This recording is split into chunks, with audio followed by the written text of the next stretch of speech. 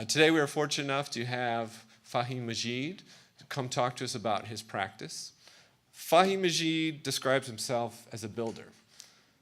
This may at first seem odd, but it makes more sense when you consider that a builder is not just someone who constructs objects, but someone who can see the potential for objects, for spaces or communities that do not yet exist, and then is able to find the resources to create them. Faheem Majeed works with the material, the people, and the spaces within his community and that of the greater Chicago area to create artworks, moments of dialogue, communication, and even celebration. He is a builder. Faheem Majeed received his BFA from Howard University, his MFA from the University of Illinois at Chicago. Go Flames. He is the former director and curator of the Southside Community Arts Center. He has been an artist in residence at the University of Chicago Arts and Public Life Initiative, at Manna Contemporary, and the Chicago Department of Public Affairs and Special Events. He has exhibited his work extensively, including a 2015 exhibition at the Museum of Contemporary Art. Faheem also serves as co-director of the Floating Museum that recently floated a museum on a barge down the Chicago River, docking it both at the Riverwalk and at Navy Pier. It is my pleasure and honor to introduce Faheem Majeed. So thank you for coming out. This is a real exciting moment. Actually, many of you are seeing this new body of work. This is the first time this new body of work is actually being shown in public, and it's something I'm really excited about and been working on for the past year. So let's get to it. I'm a welder by training. It's important to show this image and understand I studied at Howard University, and I was the only sculpture major in the whole university. Didn't really have a program. They had an arts program, they had a lot of painters, but I was a welder because I sucked at painting. I went for painting and realized that I was no good at it. So I almost lost the faith, and then I saw guys with blowtorches. And I was like, fire. So I fell in love with that. But really what it is, I fell in love with the assemblage process. You can kind of see, this is actually my first studio when I first came to Chicago after graduating. But on the floor there, you can kind of see the cut off pieces. So this is just some of that work, right? So this is my earlier work. This is one of the first pieces I did. It's still cowboy, very representational, sharecropper. But you can see how, and being the only sculpture major, there was no budget. So I had to learn how to get materials, how to use outdated equipment, which I didn't know. I thought I had it great, but then when I went and started teaching at School of the Art Institute, I realized, oh man, we didn't have anything. But then I realized that because not having anything and making something out of nothing, I was able to quickly transition into a studio practice. And I already did that because I learned that. So as great as the School of the Art Institute was, I often would tell my students that you're really screwed because when you leave here, you're not going to have any of this. And you're not going to know how to actually make when you don't have money or access to resources. So these are all parts from demolished buildings, railroad ties, found material, and then also just having to navigate how to get to these materials and make these networks to get those things. So building out a relationship with construction companies. And you can start to see a difference in the work. From the earlier work, like the Steel Cowboy, that was just very much about a picture that was inspiring. And then I started moving my work into restraints and thinking about content, right? So the pieces you see here with the chairs are really about a time when I went back to Minnesota where my mother was and took care of her in her final years. So this is the body of work. She passed from ovarian cancer. And this is the body of work. This is the first time that I was able to take something that wasn't not just technically sound, but also started tapped into other ideas, like that were more personal. So the chair becomes a representation of her, and the figures become me. And this is the body of work that actually brought me to Chicago. This is what started. I was a full-time artist pretty much immediately when I moved to Chicago in 2003. So found materials. Now all this to say that I don't do this anymore, but I think it's important. I don't make a lot of this right now, so I stepped away from this more representational work in kind of like maybe like a 5-year, 6-year long kind of exploration. And I think I put these in here mostly for the students, right, to understand evolution. At Purdue North Central a little while ago. This was the last kind of really big piece for the sake of being big that I did. I used to want to be Richard Hunt, and if you ever go down to Lakeshore Drive and see those really massive sculptures, that's what I wanted to be. I wanted to make really big things. And then I started thinking maybe a little differently about my legacy. And maybe my legacy wasn't to make big things that lived well beyond and slowly rusted away and decayed, but maybe my legacy is about people. So Justin did such a great job in introducing, thinking about me as a builder. And building can be both literal, like building forms and objects, but also building relationships, building communities. So I came to Chicago, didn't know anyone, and actually making this sculpture, I tapped into a whole bunch of painters that were doing shows predominantly on the South Side. And I kind of rounded out a lot of their kind of work because I didn't take up wall space. And no one else was making metal because metal's expensive. So I found this place, Southside Community Arts Centers in Bronzeville, and some of the artists that I initially met said, when you don't know anyone, you should go here. This is where you go. It's a space that is home, you can go there, just go. And so that worked out. I mean, the people who told me that were drunk and high at the time. So I probably shouldn't have done that, but they're a little sketchy.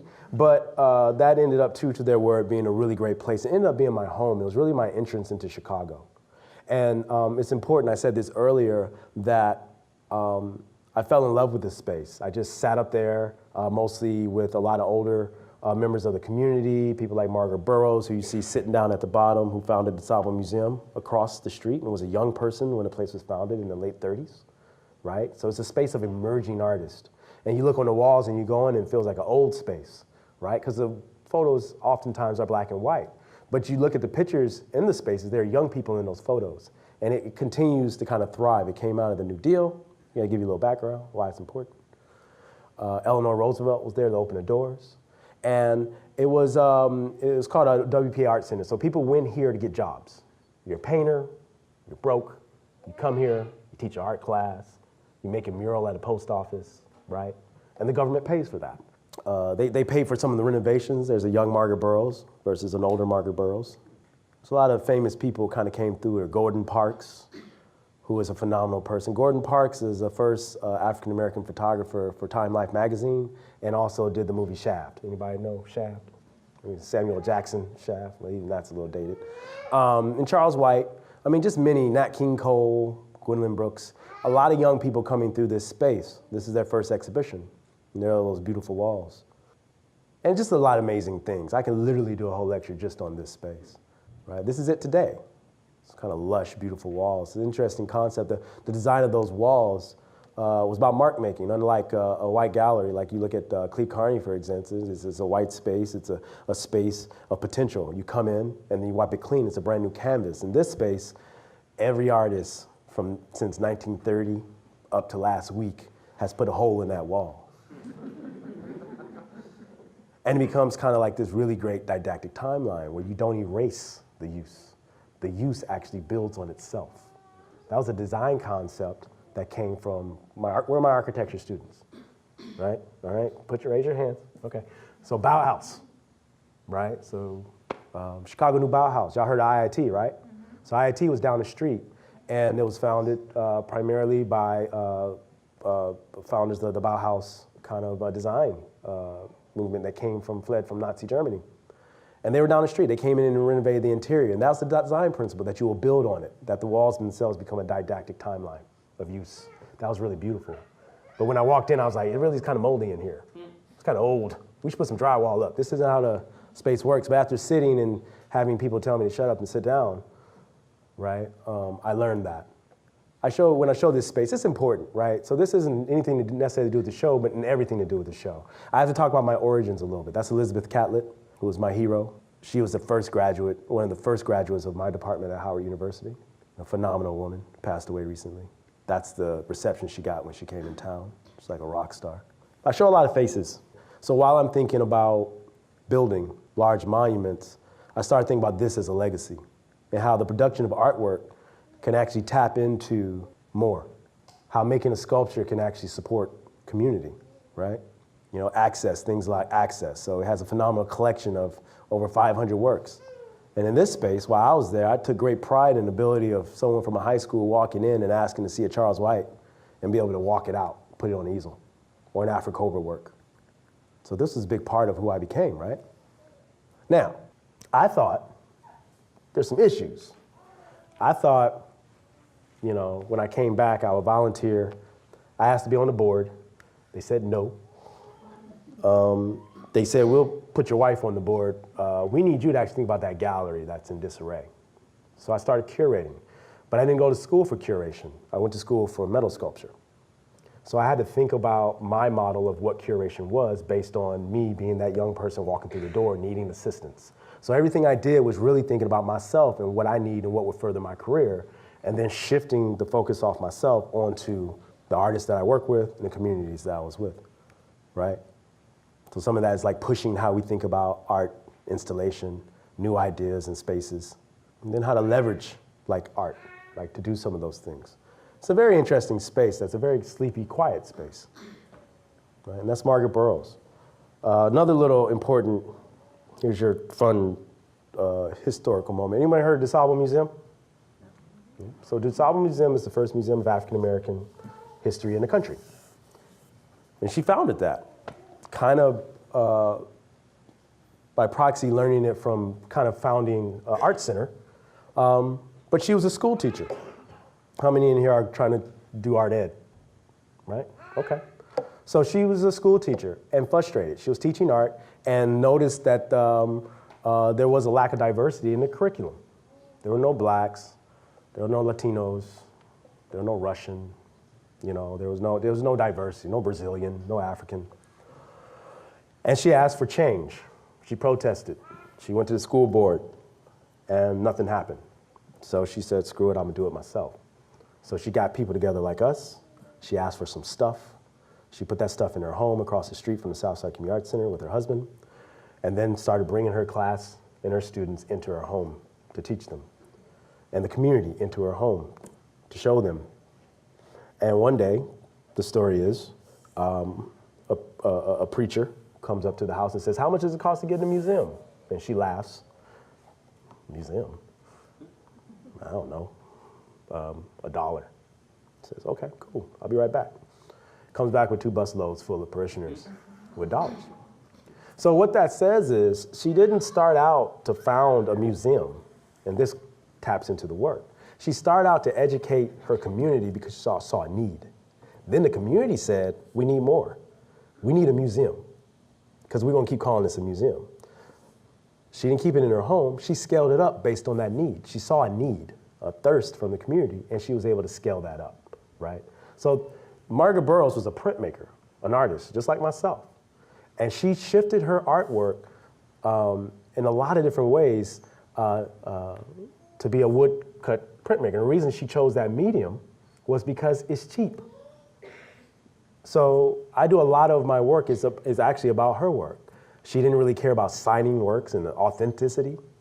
Like she would sign anything. She signed her name, she signed her husband's name, she would sign the men who she taught in Statesville Prison's name because they couldn't sign the work, right? But she did that because people needed that for it to be valuable. But what it was more about, every time you met her, she would have a Xerox copy. She'd say, Faheem, especially in her later years, she was like in her 90s, Faheem, go run me off some more Xerox copies and bring them down here. And she'd start handing them out. She would go and hand out to every one of you, right? And then ask you what you wanted to be when you grew up, no matter how old you were. And then that would start a conversation. So you knew the thing was valuable, right? But the work was all about access to people. It wasn't about the unique object. I took that. She never talked about that in the way that I'm talking about it, but spending time with her, I was able to kind of glean that through her practice. A lot of that, my time at the center, actually moved into all my work. So I have to talk about the center because there's so many, it becomes such a complex space and such a sleepy building. Whether that's kind of like sneaking works out of the collection. Oh, by the way, I became executive director of the space, if you haven't figured that out. I became executive director of the space when I was in grad school. So I had to sneak out of crits to go do board meetings and sneak back in. You're not supposed to have a job when you're in grad school, let alone run a non-for-profit. But the running of the non-for-profit became my practice because I thought naively that I could run that space like Monday and Wednesdays, and then become a rock star artist out of my studio, because I have my own studio practice, Tuesdays and Fridays. And I was gonna get this 70-year institution fixed in like 2 days, and then like Friday or Wednesday could be my day off. Quickly, I realized that's not how that works. Spaces like this are basically succubuses of your time, resources, money, and emotion. So either I came to a crossroads where I had to either figure out if I was going to love that institution, which was a passion, or love my sculpture or my artwork, which was a passion. And when I came to the crossroads, you know what I did? Students, what'd I do? What do you do when you come to the crossroads? What? Yeah, so pick one. What else? Huh? Yeah, well, yes and no. You take on more debt and go to grad school. So that's what I did. And at grad school, I learned about things like institutional critique, right? I began to question, why can't the running of an institution, why can't running an institution administration be the art practice? Why can't installing an exhibition be a performance, you know? How can my actions, once again, in making artwork, tap into my impulses of supporting and pushing my community? So institutional critique is often about critiquing the larger institution, but what I decided to do was critique the smaller institution. My thesis title was Demise of the Southside Community Arts Center. So during the day, I love it, I hold it, and at the end of the day, I try to burn it down and get rid of it. And there's value in that. So I figured out how to attack that place that I loved because I was the prodigal son. Things like sneaking out pieces from the collection because I had a set of keys. Taking it to UIC, turn around backwards and not letting people see the artwork. Because really, it's subjective. None of them were going to the center. So why should I show them the artwork? Why am I gonna bring it to you? You need to come to the space. And vice versa, you don't know who the artists are anyway. So it's more helpful to actually look at the stickers on the back. Understanding that I had an art history that I felt like a person in a space that was a minority when I first went to the university. And then I began to realize everybody in that picture that you saw, I knew all of them, but no one else in the room did. So maybe I'm not a minority, maybe I'm the specialist. And I can get to the history in the books, but you can't get to the history not in the books. How can I leverage that? Oh boy, I started strutting in. When I figured that out, my whole world changed, right? But also in the action that's challenging the space I was in, right? It's not about pointing fingers. It's about bringing community in and challenging the community. Who's the community in the Southside Community Arts Center? And why is the center in disarray? Why does no one know about it? Do we care about it? We don't care about it, let's get rid of it. Let's close that chapter, maybe build something new. This is my Perennial Garden piece. This is a piece that was at the MCA. This is that wood. Remember I told you that beautiful story about the holes in the wood? When I left and I stepped down as executive director, I wanted to take the wood with me. They wouldn't give me the panels. I asked. So I had to make my own panels. So this is a set of wood panels that I take around with me, and they take different forms. They've been bleachers for a William Walker mural. This one is a table where I took things that were cast off from the basement of the Southside Community Arts Center and made a landscape installation. That's at Hyde Park Art Center. And Planting, Maintaining a Perennial Garden was one of the first essays I read about the center, a space that doesn't have a written history. It's just more of a patch quilt of essays and things like that. So, yeah, so they take different forms. They become sculptural elements in their program. When I stepped away, I began to understand the value of access, the ability to talk about that history, and then have someone come in, one of you guys, that falls in love with it, and then give you the keys and walk out the door and be like, okay, lock up, don't mess up. Access, trust, right? Give someone their first show, the power of that. Do you know what that means to give an artist their first solo show? That's a big deal. It's a huge deal. I lost that when I stepped away from the center because they took my keys. And I was just like, you should let me have these keys, man, because I know this building inside. I know the plumbing. You know, I know everything. You're going to need me. And they're like, that's true. We probably will, but we're going to need them keys back. So kind of going through a thing, shacks and shanties in a lot of ways, multiple things. It comes out of a time when I wanted to step away from my thoughtful, kind of artsy-fartsy grad school and just wanted to build something with my hands and not think about it to build. That's a whole other presentation. But it does come out of this idea of creating space, right? So I had access to a free space, didn't have access to money, but I had space to give. No longer had that, and I began to see how that was an important thing for my practice. So I built shacks in vacant lots, and I invited artists to come in and activate those shacks, and community members to activate those shacks, to vandalize the shacks, to steal from the shacks, to own the shacks, to push against the shacks, to rebel against the shacks, but ultimately to talk about space and why there's a vacant lot in the first place. Floating museum, right? What does it mean to move DeSable Museum from Washington Park, which is on the south side, to downtown to the museum campus, right? What does it mean to float an institution, right? At first it was literal, and then we began to realize, me and my collaboration, Floating Museum is a collaboration of different artists with different skill sets. There's other things that could be benefited from that. You know, you move an institution from one side of town to downtown, what happens to its communities that go to it? What happens to its access to resources, funding, right? But then also thinking about access. So Floating Museum is actually a critique on museum practices. You know, museums often have the challenge of connecting with smaller institutions. It's a conversation that comes up all the time. They do it here, right? Right? How can we tap into a broader community? I know these two guys think about that all day long, right? That's one of their charges, right? Justin, you know, it's like, how can we bring other communities in, right? But understanding the nature of museums, museums have holdings. They have that thing called a collection, right? And they have big infrastructure. And oftentimes the budget of that thing overwhelms the smaller institutions like a Sky Art or a Project Onward. So there's this space in between, and maybe there's a space to occupy where there's a flattening of connection. That's what we do. We use design and architecture and thoughtful programming and collaboration to think about really ridiculous and challenging things. So we know where we want to go, but to get there, we got to work with everybody to make that happen. Sometimes that's the Department of Transportation. Sometimes it's DK's. Sometimes you got to knock on the door of the mayor. But when we get everyone around the table to get this thing accomplished, right? You can do some amazing things. This is a 100-foot barge that thought about the Chicago River as a vein that goes to the city. It's an industrial corridor, right? Anyone knows when we do our recreation on water, we do it on a lake, not the river. So the river has this huge potential, and we're in a moment where they're trying to think of it for its recreation, right? So they just built the Riverwalk downtown.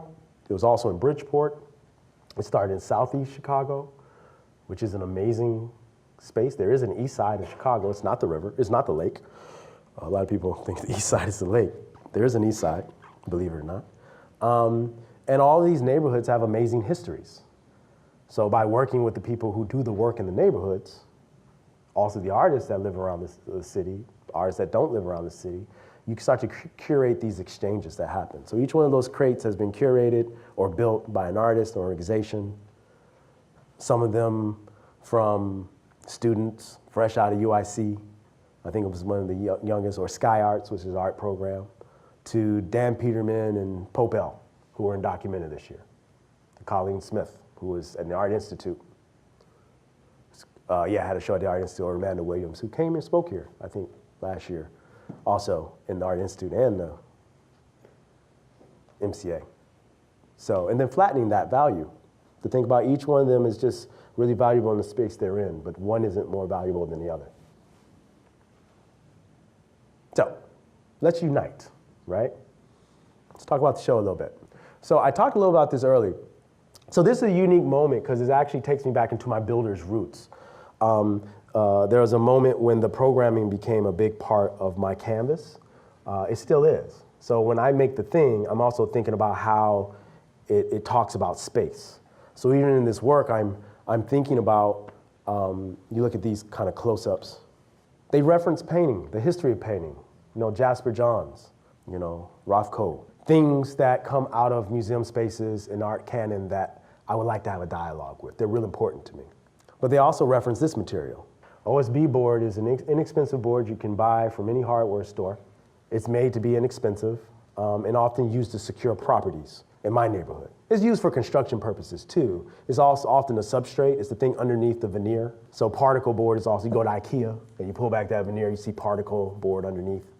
It's not really the thing you want to look at, right? So all those start to become like metaphors, the thing underneath, right? The thing that isn't valued, right? Is used to board up buildings in my neighborhoods, the places that I frequent. And I began to see painting as I'm driving, looking at the board up, right? See it as a chrysalis of potential. That's actually a secured property because it's valuable. And when it comes down, there'll be another family in there, another building in there. You see the sun kind of beating down on that, changing it from brown to gray to black. You get color variations. But oftentimes you don't see that because you just see disenfranchisement or disinvestment. But I see color in my communities. And it's a material that I use a lot, especially in my MCA show. So that's the one thing. I'm thinking about the history of painting, but then also thinking about color theory and thinking about history. Going back to the Southside Community Arts Center, here's some more pieces from the collection. These are works by a collective called Afro-Cobra. Afro-Cobra comes out of 1968. Basically, they came together after doing a project called The Wall of Respect and out of a collective called Obasi. And they came up with almost like a theory. Like I talk about color theory, but this is Afro-Cobra theory. Afro-Cobra theory is about using really bright colors to draw people in. That's them. And Barbara Jones Hogu is down on the bottom left. But thinking about the colors of the people were wearing in the streets at the time, really bright colors, right? So who's going to see Black Panther? Yeah, I know, I can't wait. But if you think about the color schemes in that movie, it's a very similar kind of impulse, these really bright kind of Afrocentric colors and the way they're kind of arranged. And using those colors as a way to draw people in, right? Think about audience, right? And then using text, the embedded text, to give a message. So the colors pull them in, the message kind of gets kind of imprinted on the brain. And then you leave that. It's about empowerment. It shows powerful images of people, right? And the words aren't necessarily just like words, they're also embedded. They're a key feature to the design of the actual piece itself. They're embedded in the work, right? So there's these set of rules. And Barbara Jones Hogu, I spent a lot of time with her. She was an educator. And I would call on her a lot because going in, these images were getting me really excited. Like made me want to do something. Like the philosophy that she created was literally a set of directions on how to make artwork that doesn't just sit on a wall, but does something, invigorates, excites people. I love that. And it's something I would come back to a lot, right? So here we have Jasper Johns, right? Completely different. But when you start looking at Jasper Johns, you start looking at my work. So there's these conversations, there's a space in between. Barbara Jones Hogu's, Afro-Cobra, Jasper Johns, particle board, abstract painting, Unite, 5 4x8 sheets, standard. Start to, any builder, contractor can come in and see. It's gonna say something to them. Any person that's familiar with the history of painting, abstract painting, is gonna say something to them. Anyone who's ever been evicted from their home it's gonna say something to them.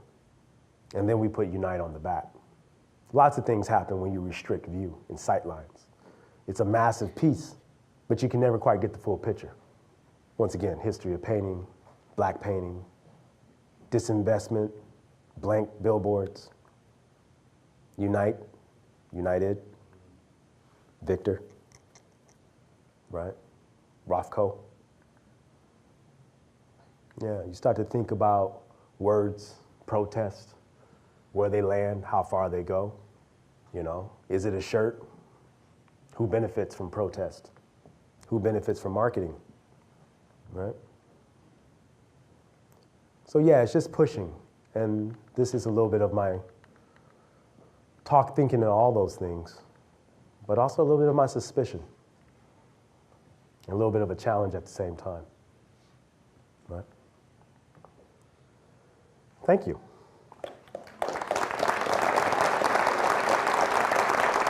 Yes. I just Well, admiration, I particularly look like brush strokes with your black on black. But I was just wondering, what do you use to adhere your wood without it bleeding through? Yes, what do you use to adhere your wood that the glue doesn't bleed through the Kool-Aid color? Yeah, I brought into the gallery, when you leave here, there's a couple samples of the earlier works, which it's interesting. You start out trying to create really clean lines, like perfect, like those Afro-Cobra images where they kind of, and then at the end you're like, man, I kind of like it when they bleed into each other. And then you spend the rest of the half trying to go back to the thing you accidentally did. But basically, I produced my own version of a stain from Kool-Aid. Okay. And some are What glue do you The glue is actually, when you're working that big and you're a broke down artist, you don't have the capacity to use a lot of wood glue. So I have to actually buy a special resin that's inexpensive and cheap, called plastic wood. And then it's highly toxic and dangerous, which is usually how cheap things work. There, in the catalog, there's an image of me sitting in the studio working where I have a full suit on. I wear a respirator. I have all the people working in my studio wearing respirators. So yeah, it just like, you know, there's a rumor that Barbara Jones Hogu got really sick from using the inks and dyes and the silk screening, because I'm not really familiar with that process, and she stopped doing it for a while because she thought her son was getting sick. And there was a rumor that she actually started playing around with Kool-Aid. It's not true, apparently, but I heard that, like folklore, and I was just always really intrigued about that. So just really kind of exploring and stepping into the unknown. It was very frustrating, actually. I wanted to quit often. And the Kool-Aid doesn't attract insects? No, not at all. There's no sugar in it. Oh, okay, the sugar-free Kool-Aid. No, it's just, well, is Kool-Aid sugar, or is it like, it is. Well, I don't put extra sugar in it.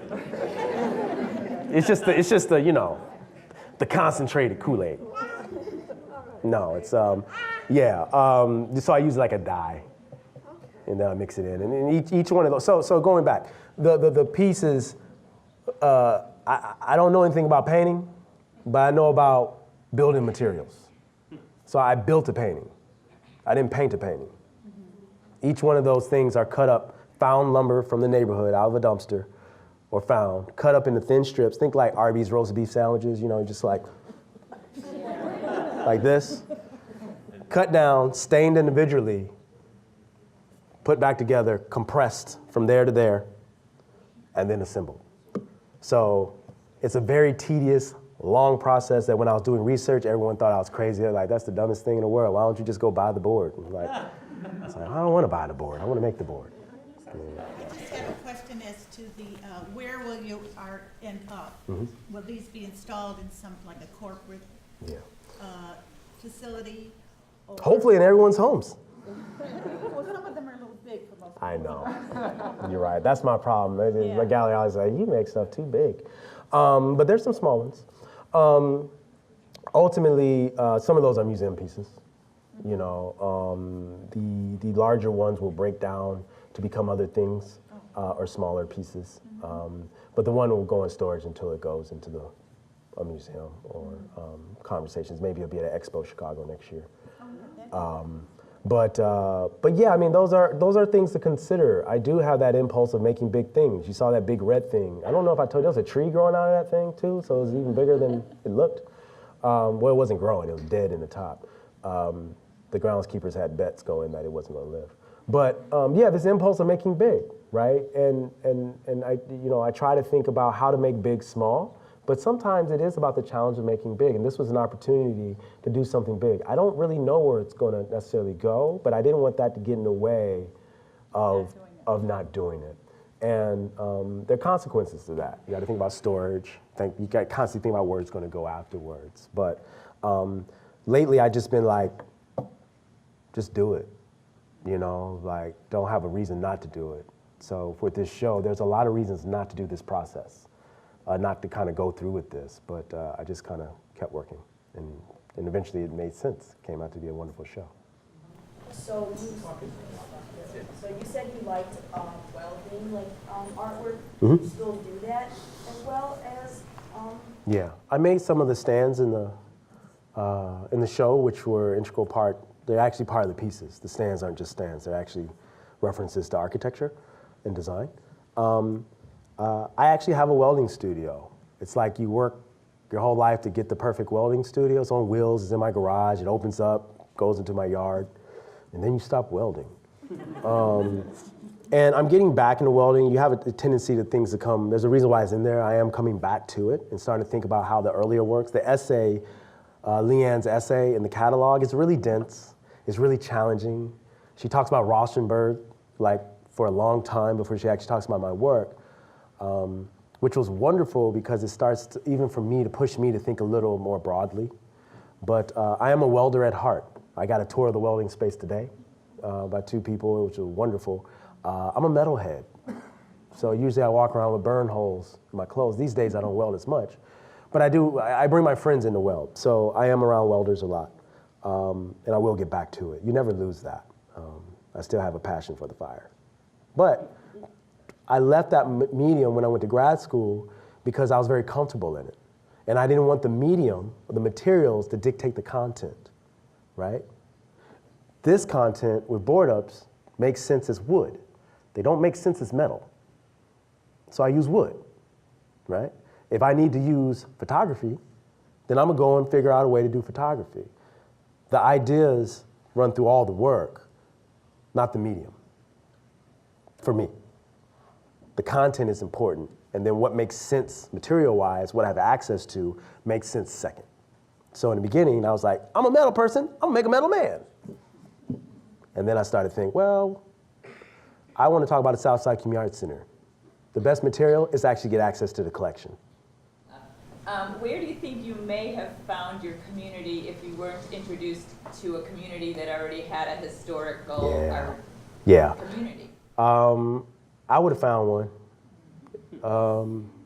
It's a little bit of how I was raised. I was raised from a politician. And I didn't want to be a politician. God. So now I have to politic to get a floating museum down the river through my art. And my dad's like, man, that's amazing. You were talking to the mayor?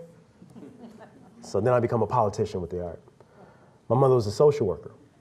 Didn't want to be a social worker. God, no, I want to be an artist. So then I started running an arts nonprofit, thinking about access to education for youth. So then I have to kind of turn into like a social worker, right? So kind of in these two communities, or these two spaces, thinking about my parents also, I was always volunteering, teaching a soccer team. It was just something that was either nurtured in me or my nature. So I would have found a community. And now I don't just have the Southside Community Arts Center. There's like, I could talk about literally maybe 20 other spaces that I'm really invested in. But I just say that once again, I said it earlier, guys, when you graduate, you're gonna get that amazing art degree, you'll go on to your next four-year college or whatever, especially for the artist, and you're gonna get that arts degree. It's gonna be everything you wanted. And you're gonna walk off that stage, you're gonna have that degree, and you're gonna get off that stage, and you're gonna be like, oh, now what? I have an art degree. I'm gonna go be an artist. Doesn't pay that great. So in those times when you don't know what you're doing and you have the impulse to sit on your butt and watch TV or whatever, just get up and go help somebody. Don't think too much about it. Find a place, volunteer, go to a church, go to an art center, go wherever, just help somebody. And the thing is, I wasn't thinking this way, but everything I've given to that space and the others, I've gotten back like tenfold. Because people begin to see I'm reliable. They get to know me. I build networks. I couldn't do anything. I couldn't do the floating museum without doing the Southside Community Arts Center. Welcome, Majeed. Yeah. I really loved your pieces. Thank you. I was late to your lecture here today because I was Shame. spending a lot more time in your gallery. Oh my God. But there was one piece that really intrigued me. It was the Blue Cross and the Red X. Mm-hmm. Is there a story behind that? What intrigued you? And what was the inspiration? Yeah. So I didn't talk about a lot of the work in the show. But yeah, that's a really fun piece. Once again, it references board ups because of the material that is used, and it sits a little high. It's almost like a window, looking into a window. But it's about icons in the areas where the wood comes from. And the X in my neighborhood can represent two things, as I'm sure you're aware. The Nation of Islam is a space that's not that far away from my home, right? And the X is an idea, if you think about Malcolm X, that was very prevalent in the history of that area, right? But then also thinking about what an X in a board up means. A young lady caught it right away earlier, you know, being evicted from her home and thinking about demolition. So there's, you know, all of those X's, those crosses, and those things begin to reference things that impact that area, things that I'm thinking about, things that I'm seeing, things that impact people, whether it's healthcare or churches, right? Or, you know, yeah, so there's 3 X's are kind of having a dialogue about space. And then the structure itself is thinking about architecture, right? Because it's kind of built a little high, like a window, or it makes you look up. So I'm going to school to be a welder. I want to go be a welder for a bit, but I also am interested in doing the art side of it. Do you have any recommendations for that? Yeah, sure. Lincoln Electric has a great workshop, 2-week workshop if you can get in, that expose you to all types of training. I was very fortunate when I had my first studio. My studio mate was a guy named Charlie Yost. Charlie Yost was a retired, he became an artist, or he was an artist, but he was like the guy who trains the guys to weld, and he was my studio mate. So he hooked me up with all types of people, but just weld. That's pretty much what it is. And stretch yourself, learn the machines. Yeah. You want a job welding. Yeah, that you can get a job welding and be able to make artwork is great. Yeah. Yeah, I mean, that's pretty much it. Just become a badass welder.